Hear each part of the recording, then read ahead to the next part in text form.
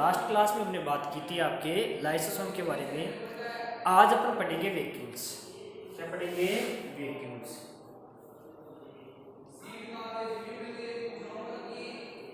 Vacuoles, okay. आपसे पूछे कि वैक्यूल्स की डिस्कवरी किसने की थी, तो आंसर क्या दोगे आप? तो देखिए, एक साइंटिस्ट थे डुजार्डी।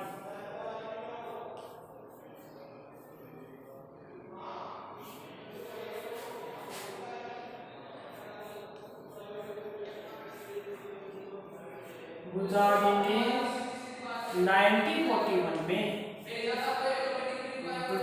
1941 के अंदर वैक्यूल की डिस्कवरी की थी। और किसमें की थी? आपसे पूछे कि वैक्यूल्स किसमें होती है, तो प्लांट सेल के अंदर। आपको बताया जाए ये वैक्यूल नॉर्मली प्लांट सेल में प्रेजेंट होती है। किसमें प्रेजेंट होती है? प्लांट सेल में, ओके। दूसरी बात, एनिमल सेल की बात करें। देखिए, एनिमल सेल में या तो वैक्यूल होगी बहुत स्मॉल। एनिमल सेल्स में वैक्यूल बहुत स्मॉल होती है, तो बहुत छोटी होती है, या फिर एब्सेंट होती है। तो एनिमल सेल्स में वैक्यूल क्या होगी? वैक्यूल या तो क्या होगी? एब्सेंट, या बहुत ही स्मॉल होगी, ओके। क्या होगी? स्मॉल। तो याद रखना, प्लांट सेल में ये वैक्यूल लार्ज होती है। और एनिमल सेल्स के अंदर वैक्यूल्स की बात करें तो एनिमल सेल्स में वैक्यूल या तो एब्सेंट होगी या बहुत ही स्मॉल होगी। अब इसकी साइज की बात करें, इसकी बात करें साइज। प्लांट सेल जैसे छोटी होती है तो इसकी साइज भी क्या होती है? छोटी होती है। जैसे प्लांट सेल छोटी होती है तो वैक्यूल की साइज भी छोटी होती है। लेकिन जैसे जैसे प्लांट सेल लार्ज होती जाती है तो वैक्यूल की साइज भी इंक्रीज होती जाती है। जैसे जैसे प्लांट सेल बढ़ती जाएगी, प्लांट सेल जैसे ग्रोथ करती है, ओके। प्लांट सेल जैसे ग्रोथ करेगी, वैक्यूल भी क्या करती है? ग्रोथ करती है, बढ़ती है, ओके। जैसे जैसे प्लांट सेल बढ़ेगी वैसे वैसे वैक्यूल भी बढ़ेगी। तो सबसे पहले इस वैक्यूल्स की डिस्कवरी किसने की थी? डुजार्डी ने। कब की थी? 1941 के अंदर, ओके। और प्लांट सेल में वैक्यूल्स क्या होती है? प्रेजेंट और लार्ज होती है, ओके। डेवलपमेंट टाइप की होती है। प्लांट सेल में वैक्यूल्स प्रेजेंट है और कैसी है? डेवलपमेंट टाइप की। जबकि एनिमल सेल में वैक्यूल या तो क्या होगी? एब्सेंट, या क्या होगी? स्मॉल। या तो ये एब्सेंट होगी या क्या होगी? स्मॉल। अब अपन वैक्यूल्स का डायग्राम अपन बनाए कि वैक्यूल्स का डायग्राम किस टाइप का होता है। तो देखिए, यह आपके वैक्यूल्स का डायग्राम है। ये वैक्यूल्स, ओके। इस वैक्यूल्स के अंदर आप देखोगे तो वैक्यूल्स के अंदर ये जो मेम्ब्रेन होती है इसको बोलते हैं टोनोप्लास्ट। क्या कहते हैं? टोनोप्लास्ट। वैक्यूल की मेम्ब्रेन को क्या कहते हैं? टोनोप्लास्ट बोलते हैं। तो आपसे कोई पूछे वैक्यूल की मेम्ब्रेन को क्या कहते हैं? टोनोप्लास्ट। और दूसरा, वैक्यूल सिंगल सेल मेम्ब्रेन होती है। ओनली सिंगल सेल मेम्ब्रेन ही है। सिंगल सेल क्या है? Membrane, okay. और इस मेम्ब्रेन को कहते हैं टोनोप्लास्ट। क्लियर? अपन वैक्यूल्स की मेम्ब्रेन को क्या कहते हैं? टोनोप्लास्ट कहते हैं। क्लियर होगी क्या बात? ओके। अब आपसे पूछे कि याद रहे, जैसे जैसे प्लांट सेल छोटी होती है ना, ऐसे तो वैक्यूल्स भी छोटी होती है। लेकिन जैसे प्लांट सेल की साइज बढ़ती है, वैक्यूल की साइज भी बढ़ती है। अब ये वैक्यूल फंक्शन क्या करती है? तो याद रहे, वैक्यूल से जो भी एक्सक्रीटरी सब्सटेंस होते हैं, एक्सक्रीटरी सब्सटेंस उनको क्या करती है? स्टोरेज करती है। इसके अलावा कुछ फूड पार्टिकल्स का भी स्टोरेज करती है। एक्सक्रीटरी सब्सटेंस फूड पार्टिकल्स का स्टोरेज करती है। नॉर्मली बात करें तो एक्सक्रीटरी सब्सटेंस का स्टोरेज करती है, जिससे सेल्स के अंदर केवल जो फूड पार्टिकल्स है वही रहते हैं जिनका डाइजेशन आसानी से हो सके। और अगर कोई vacuole food particles excretory food particle का स्टोरेज करती है तो इस प्रकार का स्टोरेज एरगास्टिक कहलाता है। क्या कहलाता है? एरगास्टिक या नॉन बायोटिक सब्सटेंस। जो ये स्टोरेज करती है इसको नॉन बायोटिक सब्सटेंस कहते हैं। ये एक्सक्रीटरी सब्सटेंस है, इनको एगोरास्टिक या नॉन बायोटिक सब्सटेंस कहते हैं। क्या कहते हैं? इनको नॉन बायोटिक सब्सटेंस। ओके, क्या कहते हैं? Non biotic substance. याद हो गया? वैक्यूल सिंगल सेल मेम्ब्रेन होता है, इसकी मेम्ब्रेन को क्लोरोप्लास्ट कहते हैं। इसकी डिस्कवरी डुजार्ट ने 1941 के अंदर की थी। वैक्यूल का फंक्शन क्या है? वैक्यूल नॉन बायोटिक सब्सटेंस का स्टोरेज करती है। नॉन बायोटिक सब्सटेंस का क्या करती है? स्टोरेज करती है। और याद हो गया? तो ये किसका स्टोरेज करती है? नॉन बायोटिक सब्सटेंस का स्टोरेज करती है। ये 4 टाइप की होती है। वैक्यूल की बात करें तो कितने टाइप की है? ये 4 टाइप की है। तो वैक्यूल के अपन 4 टाइप लिखेंगे। सबसे पहले शेप वैक्यूल्स। क्या लिखेंगे? Shape vacuoles. ओके, सबसे पहले इसके 4 टाइप देखो। 4 टाइप अपन लिखे इसके। एक नंबर लिखा है शेप वैक्यूल, दूसरा कॉन्ट्रैक्टाइल वैक्यूल्स। ओके, पहले शेप वैक्यूल्स के बारे में अपन बात करें। सबसे पहले अपन पढ़ेंगे शेप वैक्यूल्स। क्या पढ़ेंगे? Shape vacuoles. Okay, sap vacuoles का आपको कोई फंक्शन बताए कि शेप वैक्यूल्स काम क्या करती है? तो ये मिनरल्स और नॉन बायोटिक सब्सटेंस का क्या करती है? Storage. Okay, sap vacuoles. Sap vacuoles VACUOLE। Sap vacuole जैसे हमने लिखा, ये फूड पार्टिकल्स, किसका? फूड पार्टिकल्स और मिनरल का स्टोरेज करती है। किसका स्टोरेज करती है? फूड पार्टिकल्स एंड मिनरल्स का स्टोरेज करती है। याद हो गया क्या? ये फूड पार्टिकल्स एंड मिनरल्स का storage. Food particles and minerals का storage. Food particles and minerals का स्टोरेज करती है। ओके, तो शेप वैक्यूल याद रहे फूड पार्टिकल्स। और फूड पार्टिकल्स भी कौन से? Non biotic. फूड पार्टिकल्स कौन से? Non biotic. Okay, non biotic food particles and minerals का। अच्छा क्वेश्चन है, देखो। Food particles non biotic food particles होंगे। Okay, non biotic food particles और मिनरल्स का क्या करती है? स्टोरेज। याद हो गया क्या? अब पढ़ेंगे दूसरी कॉन्ट्रैक्टाइल वैक्यूल। ये 1 नंबर शेप वैक्यूल है, सेकंड है कॉन्ट्रैक्टाइल। Contractile vacuole. अब आपसे पूछिए कि कॉन्ट्रैक्टाइल वैक्यूल का अर्थ है कंट्रैक्शन होना और आपके डायस्टोमा फैलना, सिकुड़ना। अब ये वैक्यूल क्या करती है? बॉडी के अंदर ऑस्मोसिस की जो प्रोसेस होती है उसका रेगुलेशन करती है। ओके, तो बॉडी के अंदर ऑस्मोसिस की प्रोसेस होती है। जब प्लांट सेल या जो आपके प्रोकैरियोट्स, जिन प्लांट सेल में होती है ये कौन सी? कॉन्ट्रैक्टाइल वैक्यूल्स, उनके अंदर ऑस्मोसिस का रेगुलेशन करती है। तो रेगुलेशन ऑफ ऑस्मोसिस क्या लिखोगे? Regulation of osmosis. Okay, regulation of osmosis. Osmosis का क्या करती है? ये रेगुलेशन करती है। तो regulation of osmosis. Okay, third दे रखी है आपके food vacuoles. Okay,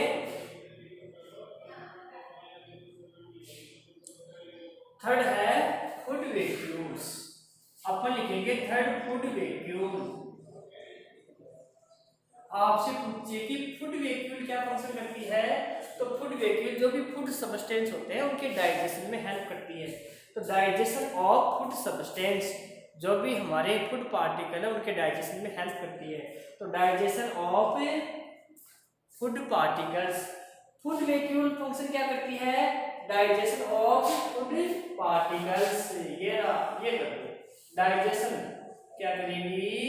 digestion. Okay, तो digestion of food particles. Food vacuole का ये समझ में आ गया function? Digestion of food particles. ये ओके, शेप वैक्यूल क्या फंक्शन करती है? नॉन बायोटिक और मिनरल का स्टोरेज। ये आप सीधा कर सकते हो, नॉन बायोटिक और मिनरल का स्टोरेज करती है। कौन करती है? Shape vacuole. नंबर 1 हमने पढ़ा सेफ वैक्यूल फंक्शन क्या करती है, हम safe vacuoles, contractile vacuoles, food vacuoles और इसके अलावा एक और है हमारे पास एयर वैक्यूल्स। और कौन सा है, एयर वैक्यूल्स।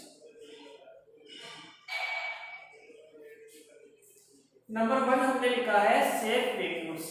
सेफ वैक्यूल्स का फंक्शन क्या है, नॉन बायोटिक और मिनरल का स्टोरेज करना। याद हो गया क्या, हमारे पास वैक्यूल 4 टाइप की है। एक नंबर सेफ वैक्यूल्स, 2 नंबर है कॉन्ट्रैक्टाइल वैक्यूल्स, 3 नंबर है फुड वैक्यूल्स, 4 नंबर है एयर वैक्यूल्स। तो आपसे कोई सेफ वैक्यूल का फंक्शन पूछे तो नॉन बायोटिक और मिनरल का स्टोरेज करना, कॉन्ट्रैक्टाइल वैक्यूल का फंक्शन पूछे तो रेगुलेशन ऑफ ऑस्मोसिस, अंदर जो ऑस्मोसिस प्रोसेस होती है उसका रेगुलेशन करना। थर्ड आपसे पूछे food vacuole, food vacuole function क्या करती है, डाइजेशन ऑफ फूड पार्टिकल्स, यानी फूड पार्टिकल्स का डाइजेशन करती है। और अंदर फोर्थ दे रखा है आपके एयर वैक्यूल्स, क्या दे रखा है, एयर वैक्यूल्स। अब ये एयर वैक्यूल्स याद रखना प्रोकैरियोट सेल में प्रेजेंट होती है, किसमें प्रेजेंट होती है, प्रोकैरियोट सेल के अंदर प्रेजेंट होती है। First question, only prokaryote cell में प्रेजेंट होती है, किसमें प्रेजेंट होती है, प्रोकैरियोटिक सेल में। और ये काम क्या करती है, देखो प्रोकैरियोट्स के अंदर ये डाइजेशन के साथ साथ ये उनको एयर के अंदर, एयर में फ्लोटिंग करने में भी हेल्प करती है। एयर में ब्यूयांसी कहते हैं तैरने को, वाटर के अंदर या एयर के अंदर ब्यूयांसी तैरने का फंक्शन करती है। ओके, तो ये एयर वैक्यूल जिसमें एयर फील्ड होती है प्रोकैरियोट सेल के अंदर प्रेजेंट होती है और ये याद रहे तैरने का काम करती है, किसमें काम करती है, तैरने का, जिसको ब्यूयांसी कहते हैं। वाटर के अंदर जो प्रोकैरियोट्स होते हैं उनको तैरने फ्लोटिंग करने में ब्यूयांसी का ऊपर दखल लगाती है।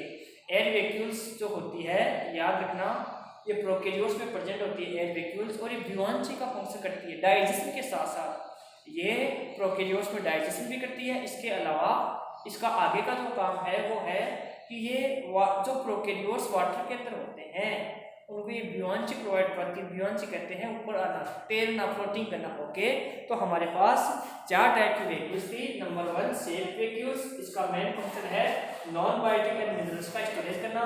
सेकंड है कॉन्ट्रैक्टाइल वैक्यूल्स, ये रेगुलेशन ऑफ ऑस्मोसिस, ऑस्मोसिस का क्या करती है, रेगुलेशन करती है। थर्ड दे रखा है फूड वैक्यूल्स, फूड वैक्यूल क्या करती है, डाइजेशन करती है फूड पार्टिकल्स का।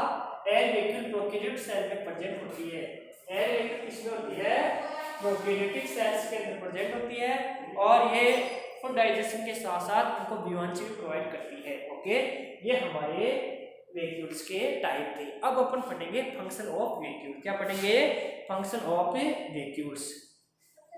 ओके, आपसे फंक्शन पूछे कि वैक्यूल के फंक्शन क्या है, तो देखिए वैक्यूल के फंक्शन, सबसे पहले स्टोरेज, नॉन बायोटिक पार्टिकल्स का स्टोरेज करना, क्या करना, यानी कि आपके स्टोरेज का जो भी काम होता है याद रखना ये स्टोरेज का फंक्शन करती है। किसका काम करती है, स्टोरेज का। ओके, फूड पार्टिकल्स और मिनरल्स का स्टोरेज करना, मेन काम है इसका food particle. Okay, food particle and mineral का, मिनरल का क्या करना, स्टोरेज करना। फूड पार्टिकल्स और मिनरल्स का स्टोरेज करती है। ऑस्मोसिस का फंक्शन करती है सेल्स के अंदर। याद रहे वैक्यूल का फर्स्ट फंक्शन है स्टोरेज ऑफ फूड पार्टिकल्स, बोलो याद हो गया क्या, मेन फंक्शन क्या होता है, स्टोरेज ऑफ फूड पार्टिकल्स। और सेल का ऑस्मोसिस रेगुलेशन बनाए रखना, ऑस्मोसिस रेगुलेशन को बनाए रखना। इसके अलावा सेल की शेप, साइज और स्ट्रक्चर बनाए रखना। इसके अलावा आप जानते हैं कि शेप, साइज और स्ट्रक्चर कैसे बनाती है, क्योंकि प्लांट सेल में जो वैक्यूल है वो 90% होती है, वैक्यूल का अमाउंट क्या होता है, ज़्यादा होता है, यानी एक सेल में 90% क्या होती है, वैक्यूल्स होती है। ओके, इसके अलावा वैक्यूल्स एक्सक्रीटरी सब्सटेंस होते हैं सेल्स के अंदर, जो एक्सक्रीटरी सब्सटेंस है जो डाइजेस्टिव हो चुके हैं उनको स्टोरेज करती है।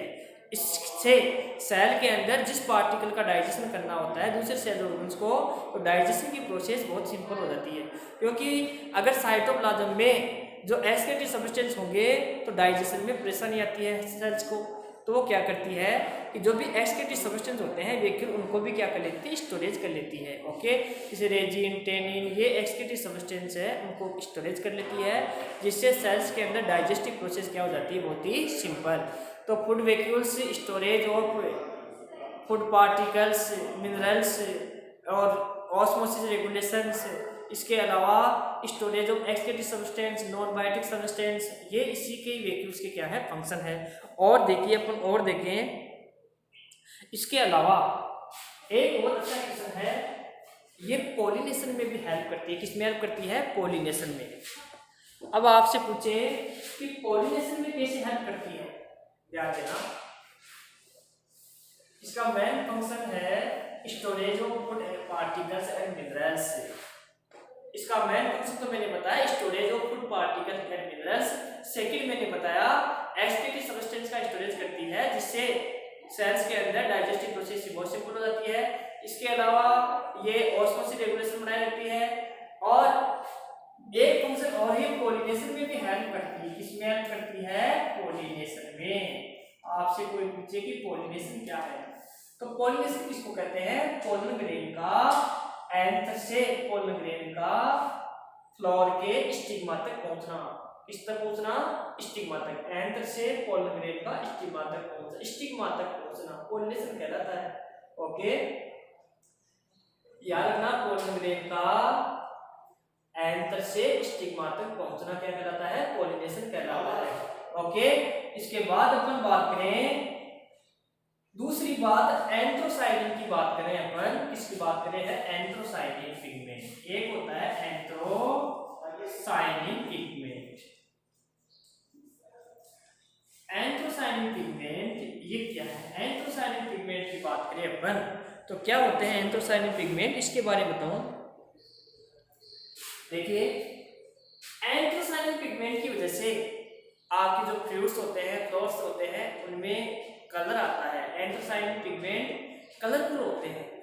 अगर जो फ्लोर है, अगर फ्लोर के सेल्स के अंदर वैक्यूल है, उसमें एंथ्रोसाइनिन पिगमेंट है। फ्लोर की वैक्यूल्स में कौन से पिगमेंट होते हैं, एंथ्रोसाइनिन पिगमेंट, जिससे फ्लोर क्या होते हैं, कलरफुल होते हैं। अब फ्लोर जैसे कलरफुल है तो फ्लोर को देखकर दूसरे इंसेक्ट क्या होते हैं, अट्रैक्शन होते हैं, अट्रैक्टिव होते हैं। तो फ्लोर्स के वैक्यूल्स के अंदर एंथ्रोसाइनिन पिगमेंट होता है। फ्लोर की वैक्यूल्स में एंथ्रोसाइनिन पिगमेंट होता है, याद हो गया क्या। फ्लोर की वैक्यूल्स में जो फ्लोर सेल्स है, जो फ्लोर की सेल्स यानी फूल हैं आपके, उनकी सेल्स में एंथ्रोसाइनिन पिगमेंट होते हैं, जिससे फ्लोर कैसे हो जाते हैं, कलरफुल हो जाते हैं, जिससे इंसेक्ट उनकी ओर क्या होते हैं, अट्रैक्शन होते हैं। इंसेक्ट उनसे अट्रैक्शन होंगे तो वो पॉलिनेशन में हेल्प करते हैं। किस में हेल्प करते हैं, पॉलिनेशन में। इसके बाद अपन पढ़ेंगे राइबोसोम। राइबोसोम की डिस्कवरी पेलाडे ने की थी। एनिमल सेल्स में इसकी डिस्कवरी किसने की थी, पेलाडे ने। और प्लांट सेल में राइबोसोम की बात करें तो रॉबिन्सन एक साइंटिस्ट थे, उन्होंने प्लांट सेल में इसकी डिस्कवरी की थी। राइबोसोम पढ़ेंगे आगे और टॉपिक। आप सब जानते हैं कि राइबोसोम कैसा होता है। मैंने आपको पहले बताया था, राइबोसोम और सेंट्रोसोम दो सेल ऑर्गन्स ऐसे हैं जो मेम्ब्रेन लेस होते हैं, विदाउट मेम्ब्रेन वाले होते हैं। अब ये हमारा वैक्यूल्स कंप्लीट हो गया, हमने राइबोसोम स्टार्ट कर दिया है। राइबोसोम विदाउट सेल मेम्ब्रेन होता है, ये राउंड कलर का होता है, और इसकी डिस्कवरी प्लांट सेल में सेम के प्लांट, एप्पल का जो प्लांट है उस प्लांट के अंदर, सेम प्लांट, एप्पल प्लांट में सेम प्लांट के अंदर, ओके, जिसको बीन प्लांट कहते हैं, बीन प्लांट के अंदर इसकी डिस्कवरी की थी। और रॉबिन्सन एक साइंटिस्ट थे, उन्होंने प्लांट सेल में इसकी डिस्कवरी की। एनिमल सेल में पेलाडे ने इसकी डिस्कवरी की थी। ओके, राइबोसोम आपको बताएं, राइबोसोम दो टाइप के होते हैं। राइबोसोम कितने टाइप के होते हैं, दो टाइप के, एक तो 70S और एक 80S। अपन राइबोसोम की बात करें, राइबोसोम कितने टाइप के हैं, टू टाइप के, एक तो 70S राइबोसोम, एक 80S राइबोसोम। याद रहे, 70S राइबोसोम तो प्रोकैरियोट्स में होता है, 80S राइबोसोम किस में होता है, यूकैरियोट्स में। अपन राइबोसोम देखिए, देखो सबसे पहले राइबोसोम के बारे में बात करें।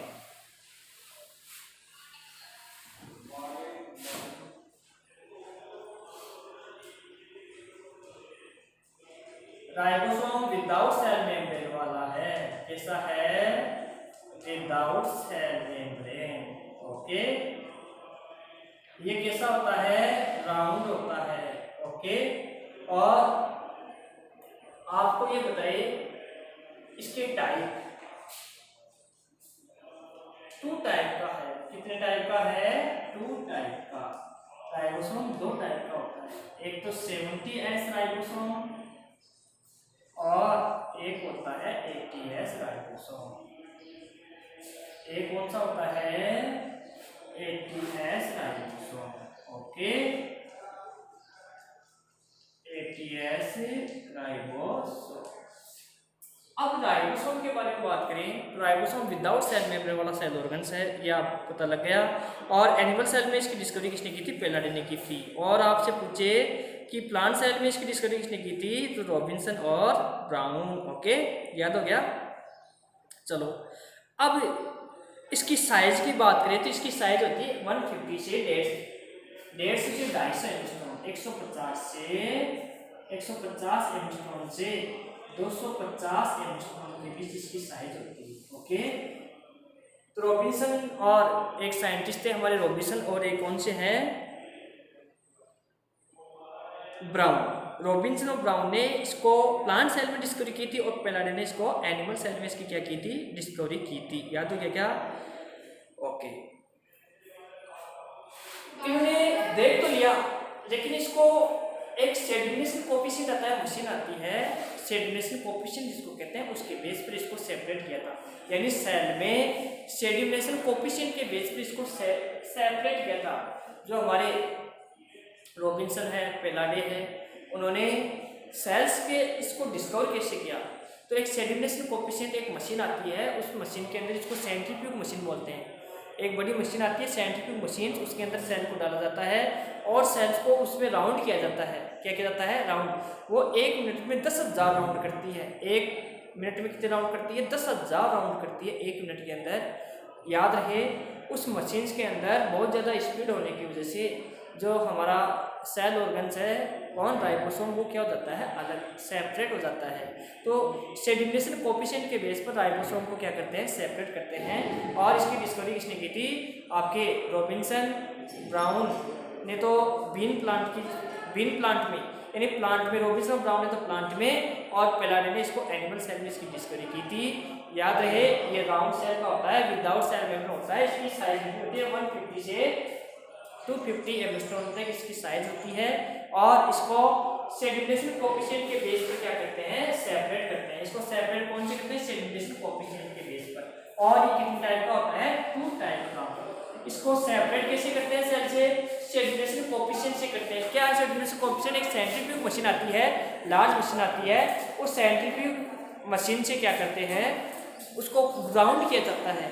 1 मिनट में 10,000 राउंड लगाती है। इससे आपका जो राइबोसोम होता है वो क्या हो जाता है? सेपरेट हो जाता है। ओके, आगे देखो, ये 2 टाइप का होता है। एक तो है 70S राइबोसोम, एक है 80S राइबोसोम। एक तो कौन सा राइबोसोम? 70S।